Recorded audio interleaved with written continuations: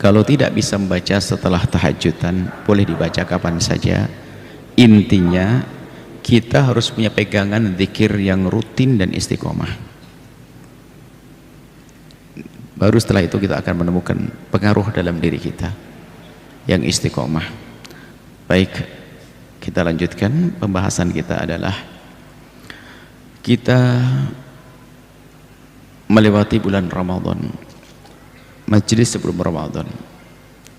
Ramadan libur, setelah memasuki bulan Syawal, dan di bulan Syawal kegiatan rutin kita di masyarakat kita, satu budaya yang sangat baik di negeri ini, budaya silaturahmi, berlebaran, sampai mengakibatkan kesibukan di jalan yang tidak ada tandingannya, arus mudik.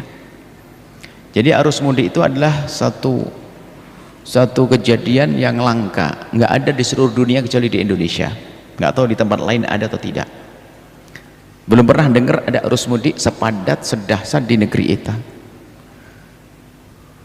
Artinya itu sebetulnya kalau kita cermati, itu suatu budaya yang baik, ingin kembali ke kampung halaman untuk sambung silaturahmi.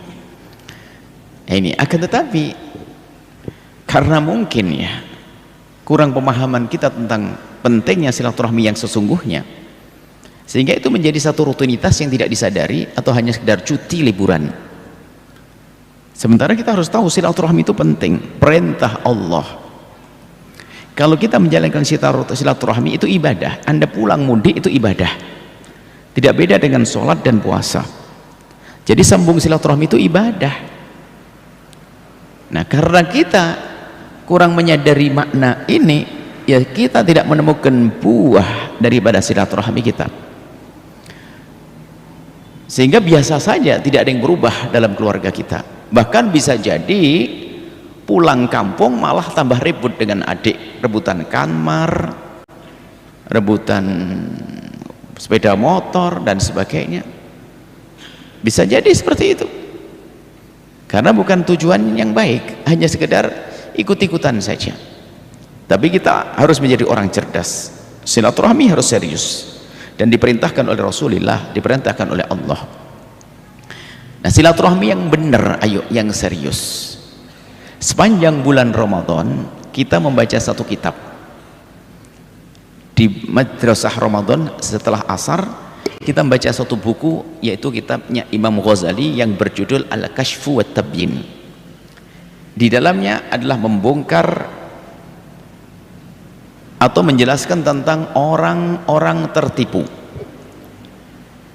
Kita harus baca, itu harus jadi kitab bacaan wajib bagi siapapun, supaya tahu jangan-jangan aku yang tertipu.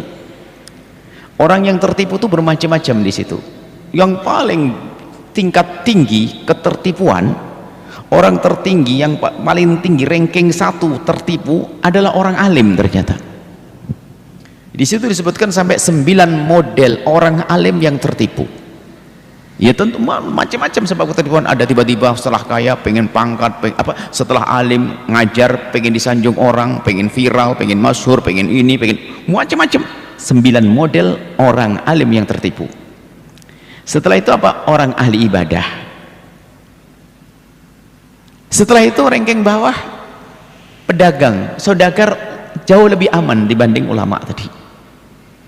Tapi yang namanya orang tertipu. Maka setelah membaca itu, akhirnya kita membuat satu renungan. Ayo kita mengamati perjalanan hidup kita. Jangan-jangan kita itu melakukan kebaikan juga tertipu. Bab silaturahim. Jangan-jangan kita silaturahmi yang banyak itu tertipu juga, karena tadi tidak tahu tujuannya, nggak jelas, sehingga silaturahmi tetap diadakan tapi buahnya tidak ada. Kenapa? Karena tertipu. Ayo koreksi diri kita sendiri, nggak usah ngoreksi orang lain. Jangan-jangan aku yang tertipu. Silaturahmi itu yang paling penting memang ayah ibu, jelas. Bahkan di dalam silaturahmi sambung pada ayah ibu ada makna silaturahmi dan makna bakti. Ayah, ibu dan anak itu jelas, karena mereka bagian daripada kita yang jelas-jelas. Kalau itu nggak usah dijelaskan. Akan tapi ada yang sering kita terlena. Mereka sangat penting tapi kita terlena. Siapa mereka? Mereka adalah paman dan bibi. Pamanmu dan bibimu, kemudian siapa lagi? Saudara dan saudarimu. Ini ranking pertama. Setelah ayah ibu anak itu, ranking pertama di sini adalah paman dan bibimu dan juga saudara-saudarimu. Yang perlu kita hadirkan renungannya ini loh, coba kita merenung. Cukup ngerti nggak sah, tapi sadar jangan-jangan aku melanggar. Lihat, banyak orang bisa silaturahmi jauh ke sana tapi bibiknya ditinggalkan. Ayo, tertipu dia. Kami tidak bangga kalau ada orang Bandung datang ke Cirebon silaturahmi kepada kami tapi nggak pernah datang ke bibiknya yang ada di Bandung juga. Saya tidak bangga karena Anda tertipu. Ayo, bibi, pamanmu makom ayahmu, bibimu makom ibundamu. Khususnya bibi yang kalau ngomong suka nyelekit itu. Dan kadang-kadang malah ditinggal. Duh, itu bibimu. Seperti orang tuamu. Karena hakikat silaturahmi itu apa sih? Laisal wasul bil mukafi. Silaturahmi itu bukan balas kebaikan orang, bukan. Kalau balas mah biasa. Walakinnal wasil, tapi penyambung silaturahmi sejati itu adalah man idza quti'at rahimu wa salaha. Orang yang diputus nyambung. Bibimu yang ngomong kasar malah didahulukan. Pamanmu yang nggak enak kalau ngomong atau bikin bermasalah. Mohon maaf, masalahnya mungkin rebut apa aja, ganggu waris macam-macam. Paman yang tidak baik didahulukan. Itu silaturahmi. Banyak orang tertipu loh ya, bisa bangun masjid sampai rumahnya sampai ratusan juta, tapi bibinya sakit nggak peduli dia.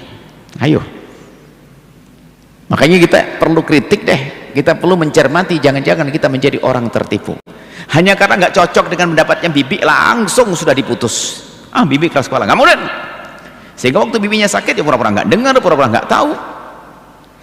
Padahal kalau kita mendekati bibi, maka kita berbakti pada ibu juga, karena itu adiknya ibu kita, kakaknya ibu kita. Hati-hati, tolong, bibimu pamanmu. Jangan sampai kita senang silaturahmi ke sana kemari tapi bibi dan paman ditinggalkan, karena orang dekat paling penting. Kemudian siapa lagi? Saudara-saudari. Tidak cukup sampai di sini. Kalau kita merenung ternyata kita banyak gagal di sini. Saudara-saudari kayaknya mah enteng ngomong begini, tapi enggak. Coba kalau kita masuk ke dalam ternyata banyak liku-likunya. Saudara-saudari ini kan macam ada 3 model. Saudara-saudarimu yang seayah seibu. Seayah seibu. Saudara-saudarimu yang seayah saja. Saudara-saudarimu yang seibu saja. Mereka saudaramu yang kita harus sambung kepada mereka. Coba kita masuk ke dalam. Kita kadang bermasalah di sini. Seayah seibu mungkin jelas aman. Itu pun banyak permusuhan di dalamnya. Nanti kita bahas ya. Sekarang yang gara-gara beda bapak atau beda ibu, ini loh yang bermasalah. Mohon maaf, seorang laki-laki punya istri, punya anak 2.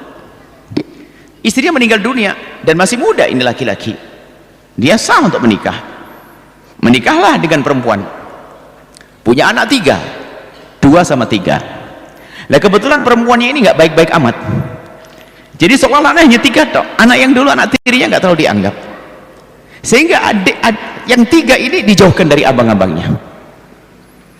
Ini dalam keadaan ibunya sudah meninggal. Belum lagi yang ibunya masih ada. Maaf ini, hati-hati.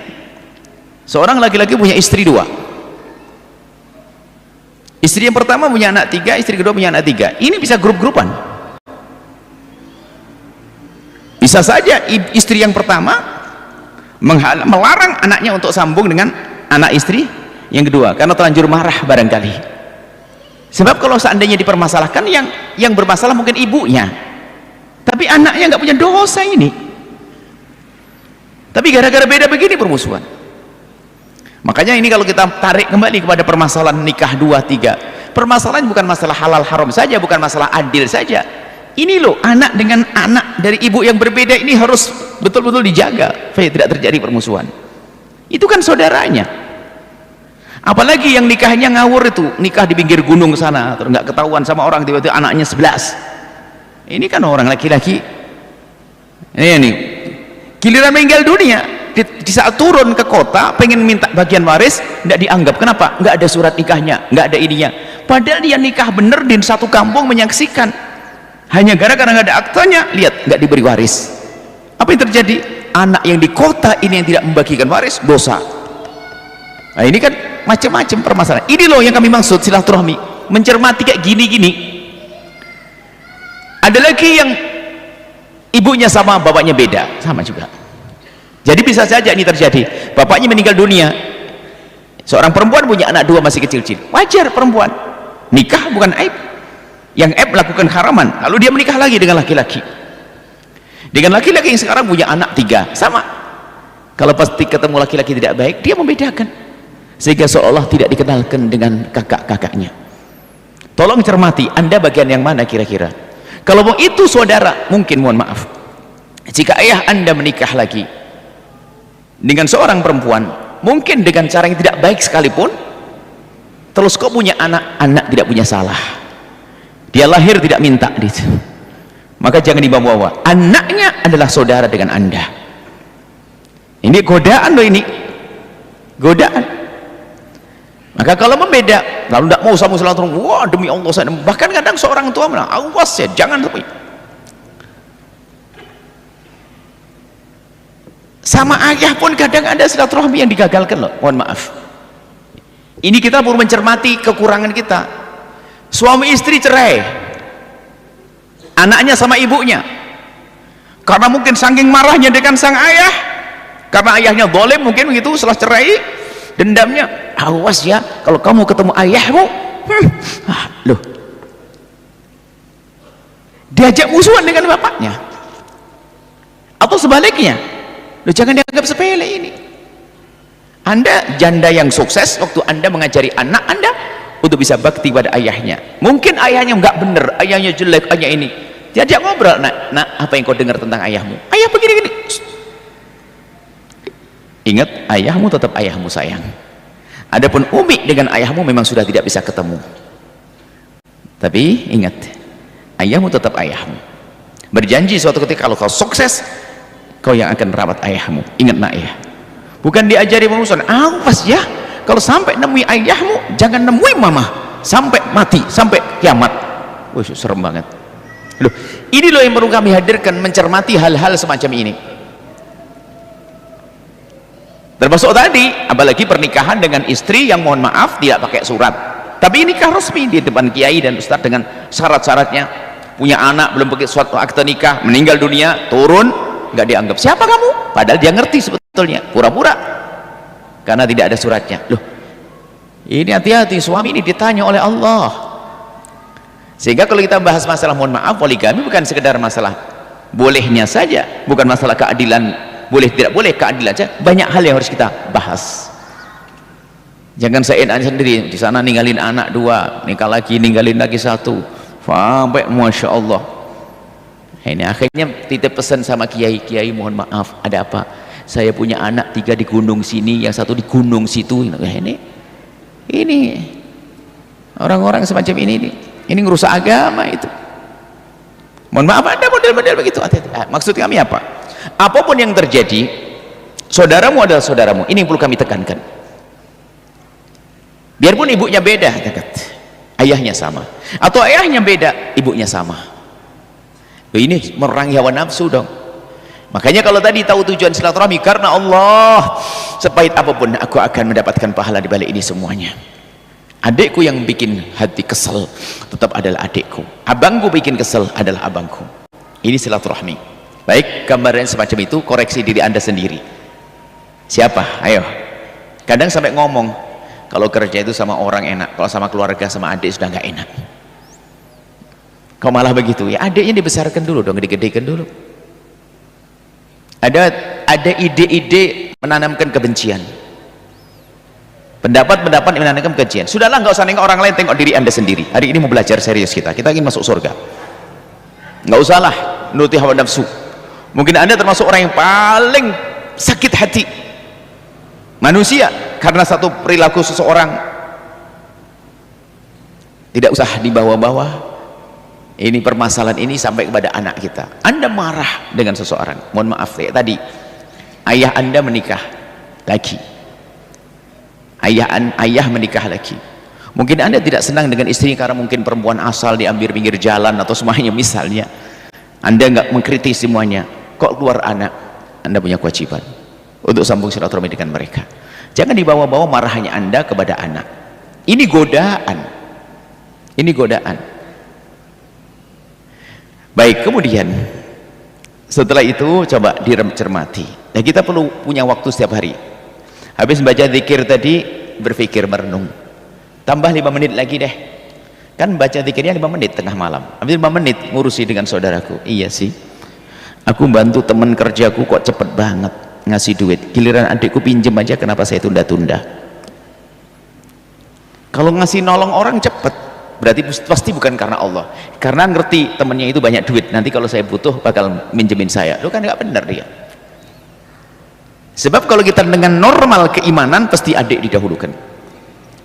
Membantu Palestina bagus, tapi kalau adik anda perlu bantuan, bibi anda perlu bantuan, dia lebih penting. Ziarah Wali Songo keliling bolak-balik, ziarah bibi lebih penting. Bahkan kalau kita ziarah baginda Nabi ke Madinah, kalau ternyata bibi kita tidak kita kunjungi, Nabi marah. Lebih senang kalau kita ziarah kepada bibi kita, karena yang menyuruh ziarah bibi kita adalah baginda Nabi SAW. Baik, ini masalah silaturahmi yang harus anda jalin, saudara-saudara. Kemudian di sana ada beberapa sebab menjadikan keluarga ini menjadi cepat retak. Di antaranya adalah pernikahan. Hati-hati. Ini gara-gara pernikahan, insya Allah menjadi sering keluarga menjadi renggang. Ya, maka rumusnya sederhana. Hei istri, ajari suamimu itu agar semakin hari semakin baik dengan bapak ibunya dan saudara-saudarinya. Hei suami, ajari istrimu agar semakin hari semakin baik dengan bapak ibunya dan saudara-saudarinya, bukan mu, nya. Ingat wahai istri, kalau suamimu itu laki-laki yang baik dengan bapak ibunya, berbakti dengan saudaranya, masya Allah perhatian, maka dia laki-laki soleh yang layak menitipkan benih di rahimmu. Tapi hati-hati kalau laki-laki itu sama adiknya kurang ngajar, sama abang sama ini, wow, hati-hati. Sudah jahat begitu, hati-hati, akan titip benih di rahimmu, akan keluar Abu Jahal model baru. Hati-hati. Begitu juga wahai para suami, jika istrimu itu perempuan yang baik dengan bapak ibunya dan baik dengan saudaranya, maka dia lahan subur untuk anda titip benih di rahimnya. Makanya jangan mengajari pasangan bermusuhan dengan saudaranya. Anda harus ingatkan kalau suami anda ternyata kasar sama adik, nggak boleh. Adiknya sama kambangnya, nggak. Sama ibu anda ingatkan, abang nggak boleh. Jangan gitu abang. Nah, ini masalah pernikahan ini gara-gara ini banyak retak. Sampai istri kalau dengar suaminya mau kedatangan ibunya sama kedatangan adik-adik iparnya, jadi pertuanya mau datang, ini banyak perempuan kalau sudah dengar pertuanya mau datang sama ipar-iparnya, langsung mukanya masam, langsung dijamin kulkas bersih, rumah kotor. Allah, itu sampah itu, dibuang aja itu. Nah, ini kurang ajar, mengajak suami bermusuhan dengan saudaranya. Sama ada seorang suami yang kalau istrinya mau kedatangan saudaranya langsung protes dengan bermacam-macam cara. Ada di antaranya ini kejadian karena orang kaya, dia hanya kesel saja kalau ibu mertuanya datang sama adiknya datang langsung nginep di hotel, nggak pulang-pulang. Kalau ibunya pulang baru datang protes. Naudzubillah. Model itu. Mestinya kalau memang suami baik, dia dengar istrinya mau kedatangan adik-adiknya langsung bilang, sayang, adik-adik mau datang ya, iya bang, ayo siapin makanan yang paling enak. Oh, silaturahmi, diajari pasangan untuk silaturahim. Jadi gara-gara pernikahan ini banyak sama ibunya jadi renggang. Hati-hati, ini perempuan-perempuan rendah itu nggak punya kecerdasan dalam bercinta juga, dalam dunia rayuannya tuh remeh. Kalau ngerayu suami itu cukup sederhana, baik-baiklah dengan orang yang dibaiki oleh suamimu, maka dia akan jatuh cinta kepadamu. Hei istri, ibunya, adik-adiknya, saudaranya, kapan engkau mengganggu mereka, halus akan keropos cinta di hatinya. Kelihatannya ngomong sayang, sayang, sayang kepaksa karena anda paksa. Kau cinta aku enggak? Iya, aku cinta kamu, padahal sudah nek karena kau tidak baik sama adikku. Coba, ini serius ini, punya hati. Sama para suami istrimu, ajari agar baik-baik dengan saudara-saudarinya. Jangan sampai kita mengajari tidak baik.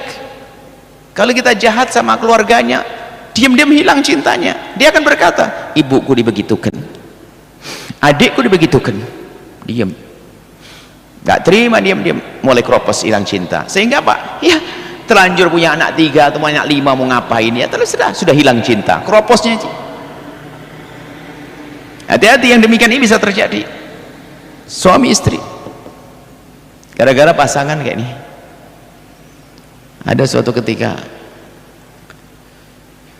seorang perempuan itu cerita bahwasanya, alhamdulillah Bu ya, saya sudah jadi pegawai negeri. Tidak ada, tiba-tiba ngomong pegawai negeri, ada apa ini? Kenapa Ibu? Ya maksud saya sudah dapat gaji sendiri. Suami, alhamdulillah suami tetap ngasih uang bulanan, tapi saya kan punya gaji sendiri. Iya, terus?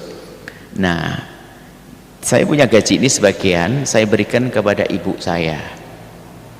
Cuma gimana hukumnya? Saya memberikan kepada ibu saya itu tanpa sepengetahuan suami saya.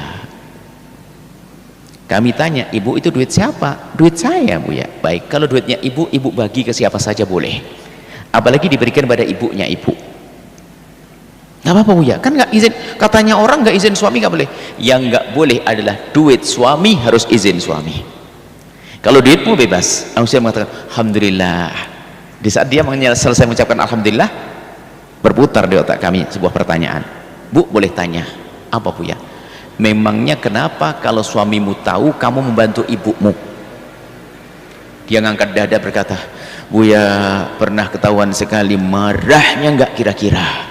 Dalam hati saya, cuman saya nggak ngomong, kasihan banget kau punya suami setan pakai kopiah putih. Dia iblis pakai kopiah, dia itu laki-laki rendah seperti itu.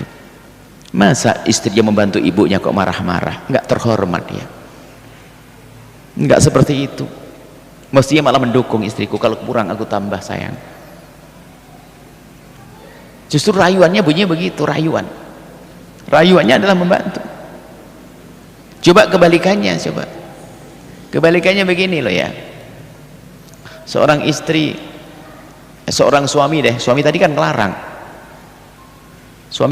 suami tiba-tiba istri, padahal dikasih sama suaminya uang saku mau pas-pasan, uang bulanan pas-pasan. Cuman setiap akhir bulan tuh sang istri itu tiba-tiba buat bingkisan macam-macam, ada gula, ada ini macam-macam, dibungkus selalu bilang, abang ada apa dek? Abang bisa antar ini dong. Apa itu? Macam-macam satu kru. Kok berat banget? Iya macam-macam. Dikirim kemana dek? Dikirim ke Umi sama adik-adik.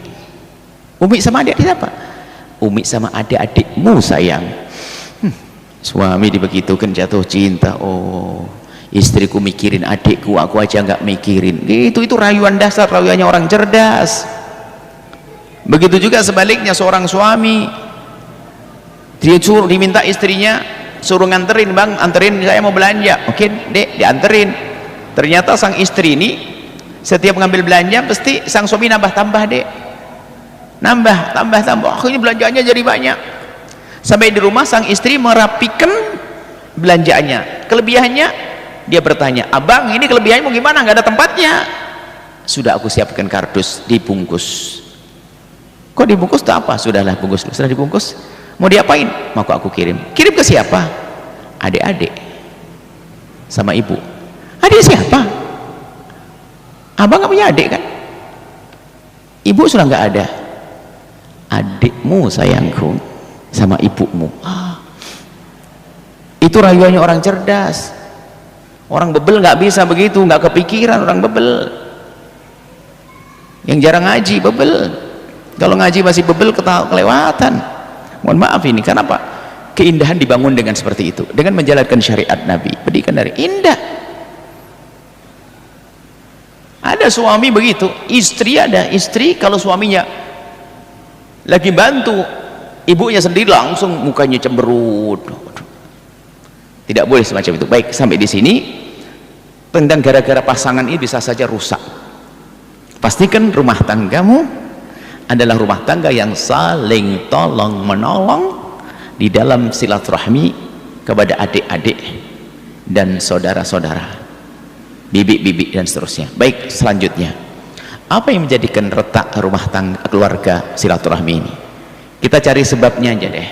Sebab yang kedua biasanya adalah, mohon maaf ini, peninggalan warisan. Gara-gara warisan kakak adik kayak musuh. Oh, serem. Gara-gara warisan. Dan yang rebut waris itu ternyata di alam nyata ini, bukan dunia khayal ini. Kenyataan yang kita temui, yang berebut waris ternyata bukan saja orang kaya. Orang kaya mungkin karena hartanya banyak rebutan. Tapi si fakir nyungsep rebutan meja patah kaki sama tikar robek, yang penting aku harus masuk neraka. Serem. Dan yang berebut waris bukan saja orang bodoh, orang alim, ustadz meninggal dunia, kiai meninggal dunia, punya anak dua, ustadz muda, berantem rebutan kantin pondok, nggak beres-beres. Kenapa kamu jualan bakwan? Kenapa kamu jualan baju koko? Waduh, repot kakak dengan adiknya. Ini bukan cerita bualan, ini ada kejadian begini nih. Kok bisa sama adiknya selanjutnya? Itu tidak ngerti silaturahmi, biarpun kata punya ilmu. Makanya usah jauh, nggak usah lihat orang lain, lihat diriku sendiri. Jangan-jangan itu aku. Dengan saudara tidak, gara-gara warisan. Sehingga warisan tuh yang gede setannya. Ajib. Yang berebut waris tuh banyak. Di antara mereka itu orang yang paling alim di antara keluarganya. Bukan yang bodoh, yang paling alim, ngerti ilmu. Suatu ketika ada orang berlima, keluarga lima itu datang. Lalu kita tanya mau ngapain, minta petunjuk Bu ya. Akhirnya satu ngasih mukadimah, disambung sama yang lainnya. Yang pertama ngasih mukadimah tuh ada tambahannya. Cerita tentang waris harus Bu ya, kan waris harus bagi dengan benar, ini panjang lebar ceritanya. Dan membawa Quran, hadis Nabi semuanya. Nah, karena sudah ada yang pinter, alim, kami hanya ngomong begini. Masya Allah, minta petunjuk apa lagi? Sudah cukup. Kalau keluarga ada yang alim seperti ini, sudah ngerti ilmu, sudah cukup. Yuk kita tutup, baca Fatihah, segera dibagi dengan benar, insya Allah beres baik semuanya. Al-Fatihah, pergi mereka. Setelah pergi itu 3 hilang, yang 2 balik lagi. Kaget, kenapa Pak balik lagi? Ya kami mewakili adik-adik kami yang 2 menemani abang saya yang tadi yang banyak ngomong, nemeni abang langsung pergi. Saya mewakili adik-adik yang 2 ke sini. Kenapa? Buya, yang paling suka jual-jualan tuh abang saya, yang paling banyak ngomong tadi, yang paling ustadz suka jual-jualan duluan. Subhanallah. Yang kadang punya hafalan Quran, yang banyak zikir, yang paling kaya. Karena hati-hati, warisan itu dari sinilah setan merusak keluarga. Sebab kalau sudah permusuhan dengan keluarga itu neraka sudah. La yadkhul jannata qati, nggak masuk neraka, memutus persaudaraan. Pemutus tali persaudaraan tempatnya neraka. Dan uniknya lagi, orang tuh faham, diceritai begini nih faham. Tapi kalau ada ustadznya ngomong mangkok-mangkok, iya, tapi dia yang paling jahat. Allah, serem. Sampai bingung kita itu ngomong dengan orang yang sudah hatinya keras gara-gara warisan, nggak bisa. Kita nasihat, Masya Allah, betul ya, Masya Allah. Itu betul, Masya Allah. Kayak gini-gini terus. Kalau dengar ceramah yang segini-gini, paham dia, penjahatnya dia. Jangan seperti itu. Keras betul hatinya perebut waris. Wow. Paling gini-gini, kalau dengar ngomong masalah gini ini langsung betul, soh, Masya Allah, soh, betul. Tapi dia yang paling jahat, hati-hati. Jangan Anda semacam itu. Ingat, memutus persaudaraan neraka, dan merebut waris itu melakukan 3 dosa besar. 1 saja cukup, apalagi 3 dosa sekaligus. 1 cukup masuk neraka terdalam, apalagi 3. Apa itu? Merebut waris, dosa memutus silaturahim. Wah, ini yang kita bahas, serem. Yang kedua, ngambil hak saudara. Yang ketiga, nyakiti orang tua, durhaka, lengkap. Makanya karena begitu gede dosanya, setan tuh pandai menutupi, sehingga yang paling rebut waris itu paling sering umroh bolak-balik, itu umroh keluarga itu. Wah, itu serem, itu ke neraka lewat Mekah namanya, dan nggak sadar, diingatkan nggak sadar. Iya, masya Allah, kayak iya, oh, tapi paling melanggar, naudzubillah. Sehingga model-model begini, biarpun reuni keluarga besar kiai siapa omong kosong itu, wah keluarga besar, reuni keluarga besar Pak Haji Fulan atau kiai atau Ustadz Fulan, wah kelihatannya di luar dilihat oleh orang hebat, silaturahmi dahsyat keluarga. Waktu duduk nggak enak, lirik-lirikan, gelangnya dipakai semuanya, itu rebutan belum beres. Mobilnya sengaja parkirnya di tengah biar kelihatan mobilnya baru, ada macam-macam.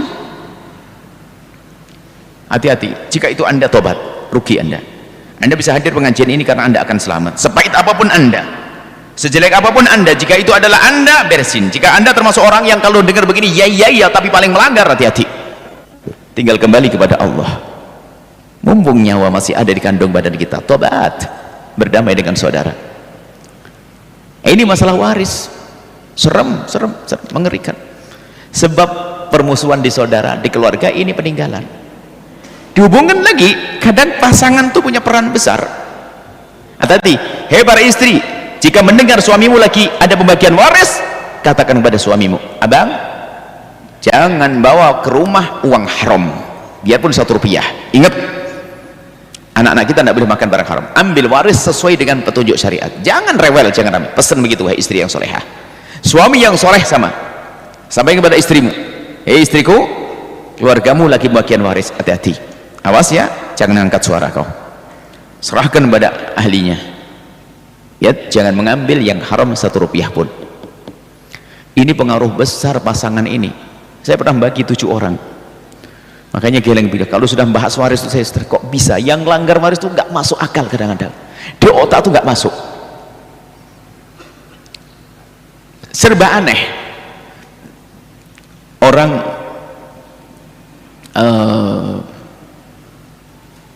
orang dari Majalengka bawa truk, nyuruh tukang, 4 tukangnya suruh ngambil barang-barang di rumah orang tuanya, lemari, meja, semuanya dimasukkan ke truk.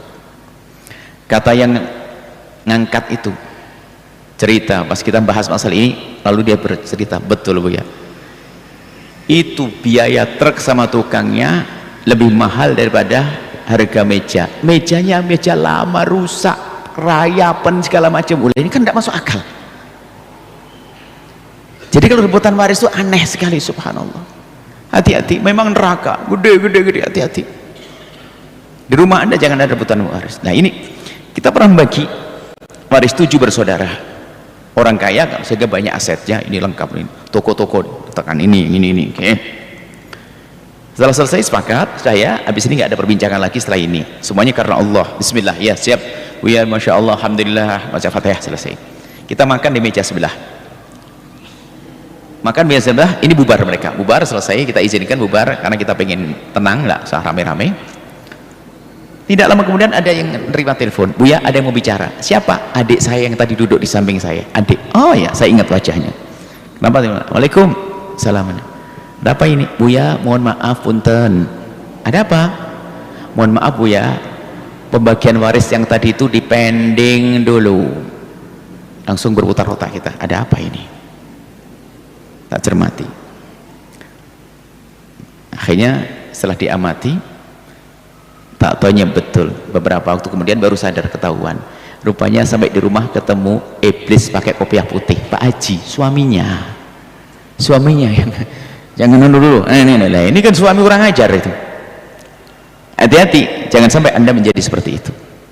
Cuma namanya tamak, kerakusan. Ada lagi mohon maaf mungkin punya utang, apalagi terjebak dengan pinjol apa macam-macam, wah kadang-kadang ngawur semuanya. Baik, ini ya, hati-hati urusan waris. Kemudian saya tambah lagi sebab-sebab keretakan dalam keluarga silaturahmi adalah diantaranya adalah ada yang minuman keras di rumahnya. Jadi minuman keras itu bukan menjadi sebab retaknya yang minum hilang akal lalu jahat, bukan itu saja, keberkahan rumah dicabut. Sebab innama yuridu syaitan, itu setan itu menginginkan yuki bainakumul adawata wal baghdha, untuk menimbulkan permusuhan dalam keluarga itu fil khamri, dalam urusan khamr. Tolong hindari khamr bermacam-macam, itu dosa besar. Jangan menjadi orang bodoh menggilakan diri dengan minuman keras. Haram, haram, haram, haram sudah. Minuman keras dengan bermacam-macam modelnya. Takutlah kepada Allah. Yang pernah punya kebiasaan, kembalilah pada Allah, akan hilang keindahan rumah tangga setelah itu nanti kalau dengan minuman keras. Yang selanjutnya apa? Fil khamri wal maisir, judi. Judi ini masya Allah merusak, perjudian merusak keindahan keluarga. Maisir dan judi zaman dulu tuh paling sangat nggak gampang. Judi zaman dulu paling taruhan, ada tinju, main bola, jago. Hari ini wah, pintu neraka lebih gede, gampang masuk. Ada judi online. Oh, serem. Judi online itu serem sekali, gampang melakukan judi. Dan judi itu, sekali judi biarpun 5.000 tetap dosa gede, jangan dianggap sepele. Dari situlah akan menjadi gede. 5.000, 10.000, 15.000 dosa. Berani mengambil 5.000 saja, judi 5.000, naruh 5.000, itu sudah dosa, dosa besar judi. Dan ingat, yang melakukan judi begini ini karena begitu mudahnya. Wah, yang tertipu macam-macam. Bisa jadi yang melakukan judi siapa? Mungkin dia seorang ustaz atau ustadz, waktu melakukannya jam 3 malam habis tahajudan masih di atas sajadah, tangan kirinya itu megang tasbih, kanannya itu pegang handphone, judi. Serem enggak?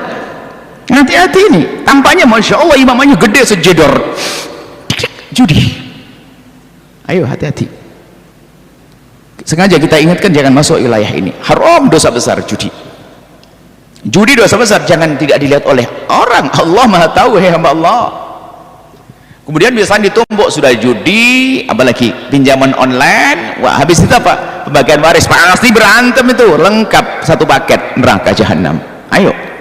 Yang punya urusan judi kemudian pinjaman online, kalau bagi waris kira-kira apakah bisa sejuk hatinya? Nggak bisa.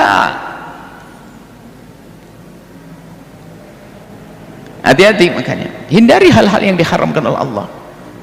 Kalau pinjaman online urusan riba, riba menjadi gersang, panas hidup juga. Ayo kita cermati dalam kehidupan kita. Kalau memang kita tergolong orang yang seperti itu, kita melakukan kesalahan, ingat Tuhanmu Allah Maha Kasih. Segera kembali kepada Allah. Akhiri malam ini kita malam silaturahmi yang sejati saat ini, yang sesungguhnya. Ini saja insya Allah yang bisa kami sampaikan. Ada hal mau ditanyakan? Wallahu a'lam bissawab.